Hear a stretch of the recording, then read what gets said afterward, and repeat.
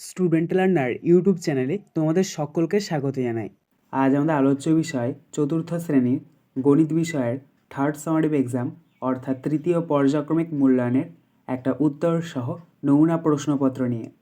Full marks তোমাদের থাকবে 50, সময় থাকবে 1 ঘন্টা 30 মিনিট। প্রশ্নপত্রটা তোমাদের সেট নাম্বার 5। সরাসরি স্ক্রিনে তোমরা উত্তর সহ নমুনা প্রশ্নপত্রটা দেখতে পাচ্ছ। 1. শূন্যস্থান পূরণ করো। 1 × 10 = 10। ক 1 লিটার 200 মিলিলিটার = ড্যাশ মিলিলিটার।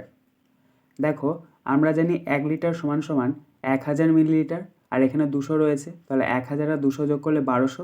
সঠিক উত্তর হবে 1200 মিলিলিটার। খ 6 ও 9-এর সবচেয়ে ছোট সাধারণ গুণিতক হলো ড্যাশ। দেখো 6-এর গুণিতক হচ্ছে 6, 12, 18, 24 এবং 9-এর গুণিতক হচ্ছে 9, 18, 24, কিন্তু এই দুটি সংখ্যার সবচেয়ে ছোট সাধারণ গুণিতক হচ্ছে 18। সঠিক উত্তর হবে 18। গ 8.6 মিলিমিটার = ড্যাশ সেন্টিমিটার। দেখো মিলিমিটার থেকে যদি আমরা সেন্টিমিটারে যাই তাহলে আমাদেরকে 10 দিয়ে ভাগ করতে হয়। তাহলে 8.6কে যদি আমরা 10 দিয়ে ভাগ করি তাহলে পাবো 0.86 সেন্টিমিটার। ঘ 123 সংখ্যাটি ড্যাশ দ্বারা বিভাজ্য। সঠিক উত্তর হবে 3, কারণ দেখো 1, 2 আর 3 যোগ করে 6 সংখ্যাটি 3 দ্বারা বিভাজ্য। ইঙ ক্ষুদ্রতম মৌলিক সংখ্যাটি হলো ড্যাশ। সঠিক উত্তর হবে 2। চ 6666 ভাগ 66। তো 6666কে 66 দিয়ে যদি আমরা ভাগ করি তাহলে পাবো 101। ছ যে ত্রিভুজের 3টি বাহুর দৈর্ঘ্য সমান তাকে ড্যাশ ত্রিভুজ বলে। এখানে শূন্যস্থানে বসবে সমবাহু। বর্গীয় জ 14 জোড়া একটি কলম = ড্যাশটি কলম। দেখো আমরা 14 জোড়া মানে জানি 28, আর এদিকে 1, তাহলে 28 আর 1 যোগ করলে কত হচ্ছে 29, তাই সঠিক উত্তর হবে 29টি। ঝ লুডোর ছক্কা একটি ড্যাশ উদাহরণ। এখানে শূন্যস্থানে বসবে ঘনকের। পিঠপালিঙ্গ 16 ভাগ 4 ভাগ 2 = ড্যাশ। তো আমরা যদি 16কে 4 দিয়ে ভাগ করি তাহলে পাবো 4, তারপর আবার 4কে যদি আমরা 2 দিয়ে ভাগ করি তাহলে পাবো 2, তাই সঠিক উত্তর হচ্ছে 2। 2 নিচের তথ্য বা বক্তব্যগুলো ঠিক না ভুল তা লেখো। 1 × 10 = 10। ক 10 কিগ্রা = 1000 গ্রাম, এটি হবে ভুল। খ 10 ভাগের 2 ভাগ = 0.2, এটি হবে ঠিক। গ 8-এর ক্ষুদ্রতম গুণিতকটি হলো 8, এটি হবে ঠিক। ঘ 8, 10, 12 এর একটি সাধারণ গুণনীয়ক হলো 4, এটি হবে ভুল, কারণ দেখো 8-এর যে আমরা গুণনীয়কগুলো পাবো সেটা হচ্ছে 1, 2, 4, 8, 10-এর পাবো 1, 2, 5, 10, 12-এর পাবো 1, 2, 3, 4, 6, 12, কিন্তু এখানে তিনটেই 4 দ্বারা মিলছে না, তাই এটি ভুল হবে। ইঙরটা দেখো 225 9 দ্বারা বিভাজ্য নয়, এটি হবে ভুল, কারণ 225 9 দ্বারা বিভাজ্য। চ ক্ষুদ্রতম যৌগিক সংখ্যা হলো 4, এটি হবে ঠিক। ছ 15, 17 যমজ মৌলিক সংখ্যার উদাহরণ, এটি হবে ঠিক। বর্গীয় জ সমদ্বিবাহু ত্রিভুজের দুটি বাহু সমান, এটি হবে ঠিক। ঝ ফুটবলের ওপরের পৃষ্ঠ বক্রতলের উদাহরণ, এটি হবে ঠিক। পিঠপালিঙ্গ দুটি সংখ্যার সাধারণ গুণনীয়ক 1 হলে তাদের পরস্পর মৌলিক সংখ্যা বলে, এটি হবে ঠিক। 3 নিচের প্রশ্নগুলির উত্তর দাও। 1 × 10 = 10। ক 56 - 44 ভাগ 4 = কত? দেখো এখানে একটা সরল করতে দেওয়া হয়েছে, এখানে আমরা ভাগের কাজটা প্রথমে করব, তারপরে বিয়োগের কাজটা করব। তাহলে সমানের নিচে সমান দেবো, 56 আছে 56 লিখবো, বিয়োগ আছে বিয়োগ। 44কে যদি আমরা 4 দিয়ে ভাগ করি তাহলে পাবো 11, তাহলে 11 লিখবো, তার নিচেও সমান চিহ্ন দেবো। এবার 56কে যদি আমরা 11 দিয়ে বিয়োগ করি তাহলে পাবো 45, তাহলে এখানে আমরা লিখবো 4, 10, 5, 45। খ 400 লিটার = কত কিলোলিটার? দেখো লিটার থেকে যদি আমরা কিলোলিটারে যাই তাহলে আমাদেরকে 1000 দিয়ে ভাগ করতে হবে, তাহলে 400কে যদি আমরা 1000 দিয়ে ভাগ করি তাহলে পাবো 0.400 কিলোলিটার। গ কথায় লেখো 2/7, তাহলে এটাকে আমরা কথায় লিখতে পারি 7 ভাগের 2 ভাগ। ঘ 4-এর সর্বমোট গুণনীয়ক সংখ্যা কত? উত্তর 1, 2, 4, অর্থাৎ 3টি। ইঙ 39 কোন কোন সংখ্যা দ্বারা বিভাজ্য? উত্তর, এটার আমাদেরকে কী বের করতে হবে? গুণনীয়ক। তাহলে এটার উত্তর হবে 1, 3, 13 এবং 39। চ, একজোড়া যমজ মৌলিক সংখ্যা লেখো। উত্তর, 15, 17।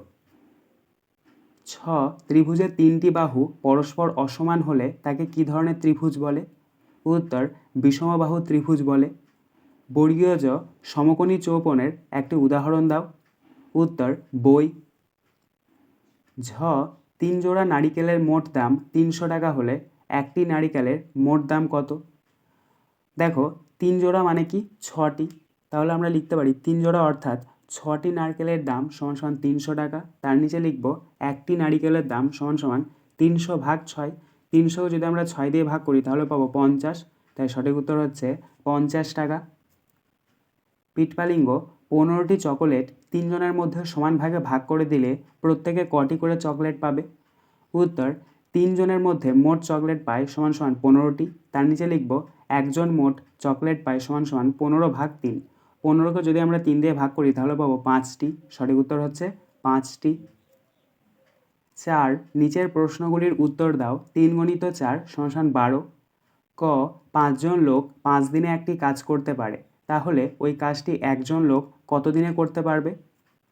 উত্তর, 5 জন লোক একটি কাজ করে 5 দিনে। তার নিচে লিখব একজন লোক কাজ করে সমান সমান 5 × 5 সমান সমান 25 দিনে।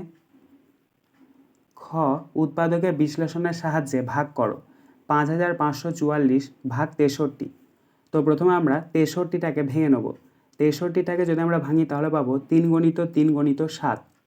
এবার আমরা নিচে লিখব 5544 ভাগ আছে ভাগ, তারপরে 3 আছে 3, তারপর আবার ভাগ 3 ভাগ 7।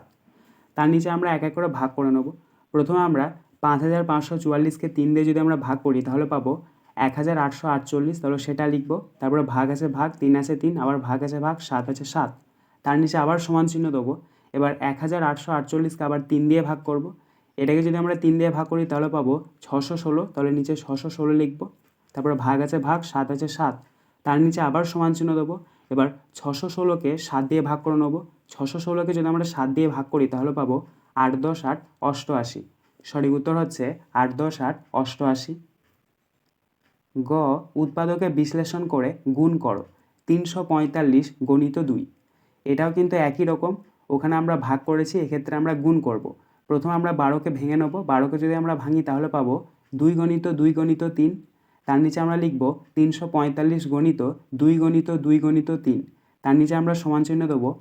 345কে যদি আমরা 2 দিয়ে গুণ করি তাহলে পাবো 690, তাহলে 690 লিখব। গুণ আছে গুণ, 2 আছে 2, গুণ আছে গুণ, 3 আছে 3। তার নিচে আবার সমান চিহ্ন দেবো। এবার 690কে 2 দিয়ে গুণ করব। 690কে যদি আমরা 2 দিয়ে গুণ করি তাহলে পাবো 1380, তাহলে 1380 লিখব। গুণ আছে গুণ, 3 আছে 3। তার নিচে আবার সমান চিহ্ন দেবো। এবার 1380কে যদি আমরা 3 দিয়ে গুণ করি তাহলে পাবো 4140। সঠিক উত্তর হচ্ছে 4140। ঘ, সরল করো। 72 ভাগ 8 × 9 + 19। এক্ষেত্রে আমরা ভাগের কাজটা প্রথমে করব, তারপরে গুণের কাজটা করব। তো সমানের নিচে সমান দেবে। প্রথমে আমরা ভাগের কাজটা করে নেব। 72কে যদি আমরা 8 দিয়ে ভাগ করি তাহলে পাবো 9, তাহলে 9 লিখব। তারপরে গুণ আছে গুণ, 9 আছে 9, যোগ আছে যোগ, 19 আছে 19। তার নিচে আবার সমান চিহ্ন দেবো। এবার আমরা গুণের কাজটা করে নেব। 9-এর সঙ্গে 9-এর যদি আমরা গুণ করি তাহলে পাবো 81, তাহলে নিচে লিখব 81। তারপরে যোগ আছে যোগ, 19 আছে 19। তার নিচে আবার সমান চিহ্ন দেবো। এবার 81 আর 19 যোগ করে নেব। 81 আর 19 যোগ করলে হচ্ছে 100, তাহলে এখানে আমরা 100 লিখে নেব। সঠিক উত্তর হচ্ছে 100। 5, গণিতের সমস্যাগুলি সমাধান করো। 4 × 2 = 8। ক, বাহুভেদে ত্রিভুজকে কয় ভাগে ভাগ করা যায় ও কি কি? সমদ্বিবাহু ত্রিভুজ কাকে বলে? ছবি এঁকে দেখাও। উত্তর, বাহুভেদে ত্রিভুজকে 3 ভাগে ভাগ করা যায়। 1 নাম্বার সমবাহু ত্রিভুজ, 2 নাম্বার সমদ্বিবাহু ত্রিভুজ, 3 নাম্বার বিষমবাহু ত্রিভুজ। আরেকটা প্রশ্নের উত্তর লিখবে, যে ত্রিভুজের দুটি বাহুর দৈর্ঘ্য সমান তাকে সমদ্বিবাহু ত্রিভুজ বলে। এবার তোমরা স্ক্রিনে দেখতে পাচ্ছ সমদ্বিবাহু ত্রিভুজের একটা চিত্র তোমরা দেখতে পাচ্ছ। এটা তোমরা খাতায় খুব সুন্দরভাবে অঙ্কন করে নেবে। অবশ্যই সমদ্বিবাহু ত্রিভুজের ক্ষেত্রে দুটি বাহুর দৈর্ঘ্য কিন্তু সমান হবে। খ, 8.5 সেমি একটি সরলরেখাংশ এঁকে দেখাও। স্কেল ও পেন্সিল ব্যবহার করবে। তো তোমরা স্কেল ও পেন্সিলের সাহায্যে 8.5 সেমি একটা সরলরেখাংশ অঙ্কন করবে। প্রথমে তোমরা নাম দেবে এ এবং সবশেষে নাম দেবে বি এবং নিচে লিখবে এ বি সরলরেখাংশ সমান সমান 8.5 সেমি। আজকের আলোচনা পর্বটি এখানেই শেষ হলো। আশা করি ভিডিওটি তোমাদের ভালো লেগেছে। যদি ভালো লাগে একটা করে লাইক করে দিও। সবশেষে তোমাদের কাছে একটাই অনুরোধ, যারা এখনও পর্যন্ত আমাদের চ্যানেলটিকে সাবস্ক্রাইব করে উঠতে পারোনি তারা চ্যানেলটিকে সাবস্ক্রাইব করে পাশে থাকা নোটিফিকেশন বেলকে অল প্রেস করে নিও এই ধরনের নতুন নতুন ভিডিও পাওয়ার জন্য। ধন্যবাদ।